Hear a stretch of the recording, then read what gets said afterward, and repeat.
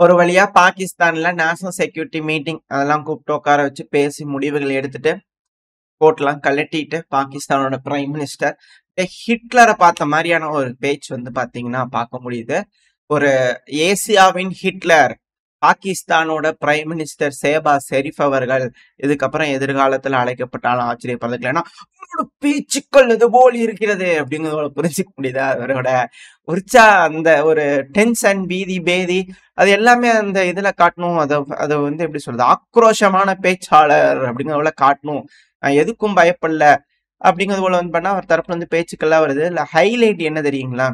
அதாவது போருக்கு நாங்கள் தயார், சும்மா விட மாட்டோம், அது பண்ணிடுவோம் இது பண்ணிடுவோம்னு பேசினா கூட சரி ஓகே அப்படிங்கிற சொல்லலாம். இவர் என்ன பேசுறாரு, இவர் வாயில் எப்படி வருதுன்னா, உயிர் போகிறத பத்தி நாங்க கவலைப்படல, சாக்ரிஃபைஸ் பண்றத பத்தி நாங்க கவலைப்படல, சாகிறத பத்தி நாங்க கவலைப்படல. அதாவது ஜெலன்ஸ்கின்னு சொல்ல வரீங்க அவ்வளவுதானே அப்படிங்கிறது போல இருக்கு. அதாவது சாக்ரிஃபைஸ் பண்றாங்க அவ்வளவுதான், சிம்பிள். இது உக்ரைனோட கதை தான், மற்றபடி எந்த ஒரு இதுவும் இல்ல, தெரிஞ்ச ஒரு விஷயம் தான். அதாவது ரஷ்யா வந்து பாத்தீங்கன்னா அக்ரஷன் பண்ணாங்க, அதுக்கான காரணம் அந்த இடத்துல நேட்டோல சேர்த்துறேன், அதுல சேர்த்துறேன், அதெல்லாம் சேர்த்துறேன்னு ஏகப்பட்ட சித்து வேலைகள் செஞ்சாங்க. ஸோ அதனால ரஷ்யா வேற வழி இல்லாம அடிக்க வேண்டிய கட்டாயத்துக்கு தள்ளப்பட்டுச்சு, நிர்பந்திச்சு ஒரு போரை திணிச்சாங்க. ஸோ ரஷ்யா கையில் எடுத்தாங்க அந்த போரை. இப்ப நம்ம வந்து பாத்தீங்கன்னா பாகிஸ்தானை நேட்டோ பார்ட்னர் கண்ட்ரில சேர்த்து தான் வச்சுக்கிறாங்க அமெரிக்கா. நம்ம எதுவும் பண்றதுக்கு வழி இல்லை. அது சில விஷயங்கள்லாம் வந்து பாத்தீங்கன்னா இங்க இருக்கிற ஆளுங்களும் இன்னும் தெளிவா புரிஞ்சுக்க மாட்டாங்க. நீங்க சொல்ற நாடகம், அந்த லிஸ்ட் போடுறீங்க இல்லையா, அந்த நாடகங்கள் லிஸ்ட் அது எல்லாமே கரெக்ட் தான். பட் ஆனா இம்ரான்கான் அவர்கள் இருந்திருந்தாருன்னா நீங்க சொல்றது கணிக்கிறது எல்லாமே கரெக்டா இருக்கும். பட் இருந்தாலும் பல கோணங்கள்ல பாருங்க, அதெல்லாம் தப்பில்லை. பட் ஆனா இந்த சமயத்துல அது உங்களோட வச்சுக்கோங்க. பட் இப்ப இருக்கக்கூடிய விஷயங்கள் நான் திரும்ப திரும்ப சொல்லிக்கிட்டு இருக்கேன். ஏப்ரல் 10ஆம் தேதி வந்து பாத்தீங்கன்னா ராணாவை நம்ம வந்து பாத்தீங்கன்னா பிடிக்கிறோம். அமெரிக்கால சட்ட போராட்டங்கள் பலதும் செஞ்சு ஏப்ரல் 10 தான் நம்ம கிட்ட அமெரிக்கா ஒப்படைக்கிறாங்க ராணா. யாரவன்? பாகிஸ்தான்ல இந்த லஷ்கர் தொய்பால இருக்கக்கூடிய மிக முக்கியமான ஒரு ஆளு அமெரிக்கால போய் ஒளிஞ்சிருந்தான். அவனை நம்ம கிட்ட அமெரிக்கா கொடுக்குறாங்க. கரெக்டா 10 நாளுக்குள்ள நம்ம கையில கூட்டிட்டு வந்து வச்சு விசாரிக்கிறதுக்கு 10 நாள் கூட கிடையாது. ஜேடி வான்ஸ் அவர்கள் ஏப்ரல் 21 வந்து பாத்தீங்கன்னா நம்ம நாட்டுக்குள்ள வராரு. 4 நாள் பயணமா வராரு. 12 வருஷத்துல இல்லாத ஒரு விஷயமா வந்து பாத்தீங்கன்னா இந்த அளவு திடுக்கிடுன்னு வந்து உட்காடுறாரு. உட்காந்து 4 நாள் இங்க வந்து என்ஜாய் பண்ணி ஊர் சுத்தி பார்க்க போறேன், பெருசா எந்த ஒரு இது கமிட்மெண்ட்லாம் இல்ல, ஷெட்யூல் இல்லாம இந்தியாவுக்கு வந்திருக்கிறாருன்னா என்ன அர்த்தம்? ஏதோ நடக்க இருக்குன்னு அர்த்தம். ஸோ அடுத்த நாளே வந்து பாத்தீங்கன்னா தீவிரவாத தாக்குதல் பகல்காம்ல நடக்குது. யார் அடிச்சாங்க? யார் இந்த பிரச்சனைய ஆரம்பிச்சு வச்ச இந்த தீவிரவாத தாக்குதல்? அதே லஷ்கர் தொய்பா.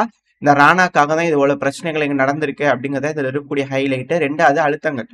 பங்களாதேஷ்ல ஆட்சி கவிழ்ப்பு. ஷேக் ஹசீனா அவர்களை யார் கொண்டு வந்து இன்ஸ்டால் பண்ணி வச்சாங்க? எதுக்காக வந்து ஷேக் ஹசீனா அவர்களை தூக்கி விட்டாங்க? இம்ரான்கான் அவர்களை யார் வந்து தூக்கி விட்டாங்க? அது எல்லாமே யுஎஸ்ஏடு, அமெரிக்கா பாத்தீங்கன்னா ட்ரம்ப் அவர்களோட அரசாங்கமே ஒத்துக்கிட்டாங்க. ஸோ பாகிஸ்தான்ல இம்ரான்கான் அவர்களை தூக்கி விட்டு நோ கான்பிடன்ஸ் ஓட்ட கொண்டு வந்து ஆட்சி கவிழ்ப்பு பண்ணாங்க. பங்களாதேஷ்ல ஷேக் ஹசீனா அவர்களை தூக்கி விட்டு ஆட்சி கவிழ்ப்பு பண்ணி யூனிஸ் அவர்களை கொண்டு வந்து உட்கார வச்சிருக்காங்க. எதுக்காக? இந்தியாவுக்கு இருமுனை போரை கொண்டு வந்து கொடுக்கணும் அப்படிங்கிறதுக்காக அழுத்தங்கள்.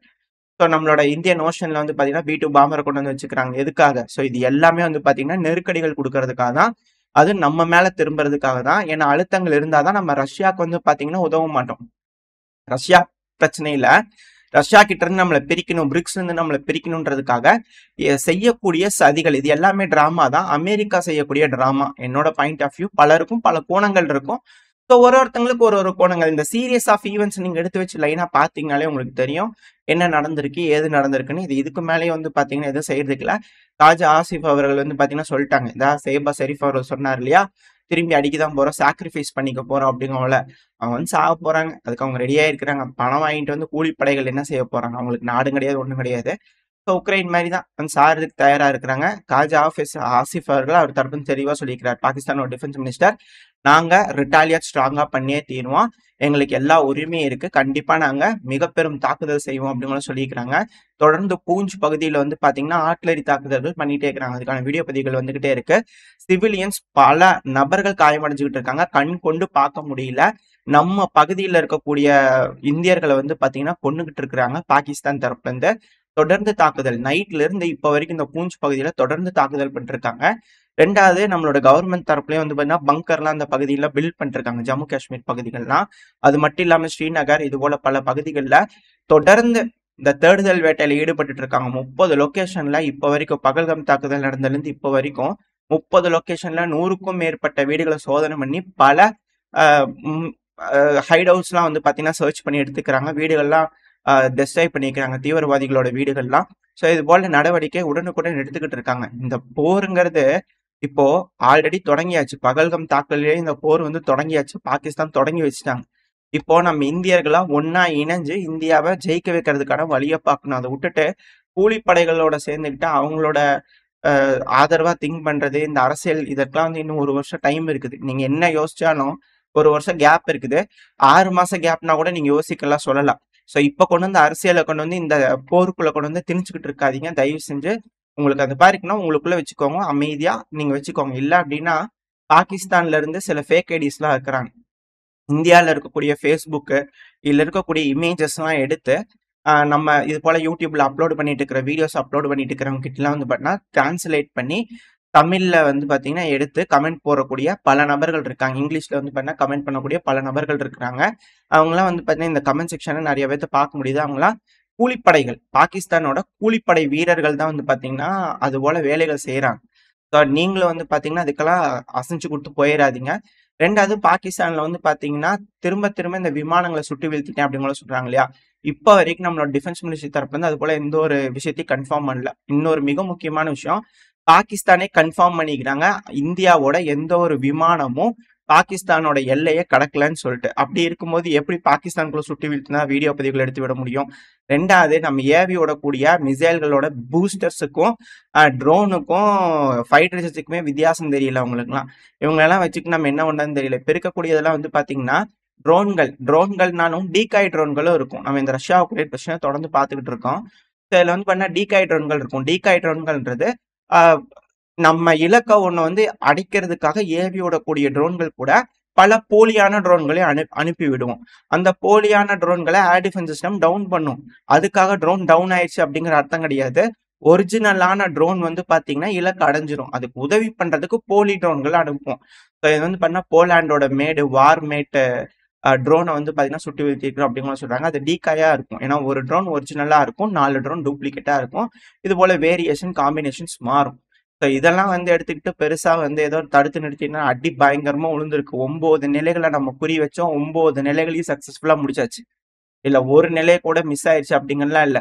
இதுல மிக முக்கியமான விஷயம் என்னன்னா, லஷ்கர்-இ தொய்பாவோட ஹெட் குவார்ட்டர்ஸா இருக்கக்கூடிய அந்த பகுதியை வந்து பார்த்தீங்கன்னா சுக்குநூறா உடைச்சிருக்கும். அதுக்கான வீடியோ பதிவுகள்லாம் வந்துகிட்டு இருக்கு. ஸோ இது எல்லாமே எக்ஸாக்டான ஹிட். இது அவங்களால எதுவுமே முடியல, தடுக்க முடியல. டீகாய்ஸை டவுன் பண்ணிக்கிறாங்க. அவ்வளவுதான் அவங்களால செய்ய முடிஞ்சது. மற்றபடி நம்மளோட பேலோடு இருக்கக்கூடிய எல்லா மிசைல்களா இருக்கட்டும், டார்கெட் அச்சீவ் பண்ணது ட்ரோன்களும் மிசைல்களும் டார்கெட்டை ரீச் பண்ணிக்க அப்படிங்கறதுல எந்த ஒரு மாற்றமும் இல்லை. அதுக்கான வீடியோ பதிவுகளை தொடர்ந்து பார்த்தாச்சு. மொத்தம் 9 இடங்கள், 100க்கும் மேற்பட்ட நபர்கள் இறந்திருக்கலாம். அதற்கு மேற்பட்ட நபர்கள் 100 பேர்த்துக்கிட்ட காயமடைஞ்சிருக்காங்க அப்படிங்கிற சொல்லப்பட்டு வருது. இப்ப பாகிஸ்தான் வந்து பாத்தீங்கன்னா இந்த பூஞ்ச் பகுதியில தொடர்ந்து தாக்குதல் பண்ணிட்டு இருக்காங்க. இப்ப வரைக்கும் 15 சிவிலியன்ஸ் கிட்ட வந்து பாத்தீங்கன்னா இறந்திருக்கிறதா செய்திகள் வருது. கூடவே ஒரு ராணுவ வீரர் வந்து பாத்தீங்கன்னா நம்மளோட ராணுவ வீரர் வீர மரணம் அடைஞ்சிருக்காரு. இது போல தகவல்கள் வந்துகிட்டு இருக்கு. ஸோ பாகிஸ்தான் போருக்கு தயாராயிட்டாங்க. ஸோ உங்க அரசியல்லாம் கொண்டு போய் குப்பை தொட்டியில போட்டுட்டு நாடு முன்னேறதுக்கும், நாட்டுக்காக நீங்க உதவியா இல்லைனாலும் பரவாயில்ல, உபத்திரமா மட்டும் இருந்துடாதீங்க. நாடு இக்கட்டான சூழ்நிலையில இருக்க, தூக்கி நிறுத்துறதுக்கான வழிய பார்க்கணும். ஒத்துமையா இருக்கிறதுக்கான வழிய பார்க்கணும். அதை விட்டுட்டு கேவலமான அரசியல்லாம் கொண்டு போய் மூட்டை கட்டி வச்சிருங்க. அது மட்டும் இல்லாம பொதுமக்கள் இந்த மாதிரி ஆளுங்களுக்கெல்லாம் புரிஞ்சுக்கிறதுக்கு பல விஷயங்கள் தெரிஞ்சுக்கிறதுக்கு கட்சிகள் யாரு எப்படி வேலை செய்யறாங்க, ஐடி விங் என்ன மாதிரியான வேலைகள் செய்யுதுன்னு தெரிஞ்சுக்கிறதுக்கு இது ஒரு நல்ல ஆப்ஷனா இருக்கு. ஸோ இது போல வேலைகளை நீங்களே மாட்டி விட்டுறாதீங்க. தயவு செஞ்சு அது போல வேலைகள்லாம் செய்யாம நாட்டுக்கு என்ன தேவையோ, நாட்டுக்கு எது முக்கியமோ அது செய்யறதுக்கான வழியை பாருங்க. அப்படி இல்லை அப்படின்னா அமைதியா ஒதுங்கி நின்று வேடிக்கையை மட்டும் பாருங்க. உதவி பண்ண வேண்டாம், உபத்திரமும் பண்ண வேண்டாம். அதுதான் நம்ம சேனல் சார்பா வைக்கக்கூடிய ஒரு தாழ்மையான வேண்டுகோள். அது மட்டும் இல்லாம சிட்டிசன்ஸ்க்குலாம் வந்து பாத்தீங்கன்னா இது போல ராணுவ மூவ்மெண்ட்ஸ்லாம் இருக்கு அப்படின்னா நம்ம நாட்டு மக்கள் தயவு செஞ்சு அது போல யாரையும் வீடியோ பதிவுகள் எடுக்கிறதோ ஷேர் பண்றதோ எதையுமே அலோவ் பண்ணாதீங்க. ஏன்னா சில வீடியோ பதிவுகள்லாம் வருது எப்படின்னா இங்க இருக்கக்கூடிய மேதாவிகள்லாம் என்ன செய்யறாங்க அப்படின்னா இது பாகிஸ்தான்ல டிரான்ஸ்பர் ஆகுது, மூவ்மெண்ட் ஆகுது அப்படிங்கிற கேப்ஷன்ல வந்து பாத்தீங்கன்னா வீடியோ பதிவுல ரிலீஸ் பண்ணி விட்டுறாங்க. அது தெரியாம பாகிஸ்தான்ல நகர்ந்துட்டு இருக்கு அப்படிங்கிற வீடியோஸ் வந்து ஷேர் பண்ணிடுறாங்களாமா. ஸோ பாகிஸ்தான்ல இருக்கிறவங்களாம் இதெல்லாம் ரீடாக் பண்றாங்க அப்படின்னா அவங்க தெரிஞ்சுக்குவாங்க இது எந்த பகுதி என்ன ஏதுங்கிறதுனா ஏகப்பட்ட விஷயங்கள் இருக்கு. அதனால யாருமே எந்த வீடியோவும் தயவு செஞ்சு ஷேர் பண்ணிடாதீங்க. பாகிஸ்தான் மூவ் ஆனாலும் சரி, ஆளினாலும் சரி, ராணுவம் அத பார்த்துக்குவாங்க. அவங்க எல்லாத்தையும் மானிட்டர் பண்ணிட்டு இருப்பாங்க. நம்ம எதையும் செஞ்சிட வேணாம். உதவி அப்படின்னு நினைச்சுக்கிட்டு எதையும் தப்பா செஞ்சிட வேணாம். நானும் இது போல வேலைகள் செஞ்சுக்கிட்டு இருக்கேன் பாகிஸ்தான் மூவ்மெண்ட்னு சொல்லிட்டு. ஸோ இதுக்கப்புறம் அது போல வீடியோக்களை முடிஞ்ச வரைக்கும் அவாய்ட் பண்ணிடணும். தேவையில்லாததுலாம். ஏன்னா கன்ஃபார்ம் பண்ணல அப்படின்னா நம்ம அதெல்லாம் யூஸ் பண்ணக்கூடாது. அன்வெரிஃபைட்லாம் யூஸ் பண்ணக்கூடாது. ஸோ இதுக்கு மேல நாட்டுக்கு நம்ம மிக முக்கியமா உதவிகளை வந்து பார்த்தீங்கன்னா எந்த அளவுக்கு செய்ய முடியுமோ செய்ய ஆரம்பிச்சிடணும். அது கூடவே மார்க் ட்ரில்ஸ் வந்து பார்த்தீங்கன்னா இந்தியாவில் பல இடங்களையும் நடக்க ஆரம்பிச்சிருச்சு. டெல்லியில இருந்து பல இடங்கள்லையும் ஃபுல் பிளாக் அவுட்டுக்கான மார்க் ட்ரில்ஸ் வந்து பார்த்தீங்கன்னா நடக்க ஆரம்பிச்சிருக்கு. இக்கட்டான சூழ்நிலை. ஒன்னா சேருவோம், நம்ம நாட்டை காப்பாற்றுவோம். அதில் எந்த ஒரு மாற்றமும் இல்லை. அது கூடவே இந்த உலகத்திலேயே வந்து பார்த்தீங்கன்னா காமெடி, இந்த செஞ்சுரியிலேயே காமெடி அப்படின்னு எடுத்துக்கிட்டிங்கன்னா உக்ரைனோட ஸ்டேட்மெண்ட் தான். அதாவது இந்தியா, பாகிஸ்தான் இரு நாடுகளும் இணைஞ்சு செயல்பட்டு பேச்சுவார்த்தை மூலியமா பிரச்சனையை முடிச்சுக்குங்க. மேக்சிமம் ரிஸ்ட்ரெயின், சண்டை போட்டு நீங்க வந்து எதுவும் செஞ்சிடாதீங்க, நெகோசியேஷன் பண்ணுங்கன்னு வந்து பாத்தீங்கன்னா உக்ரைன் தரப்புல இருந்து ஒரு ஸ்டேட்மெண்ட் விட்டுருக்குறாங்க.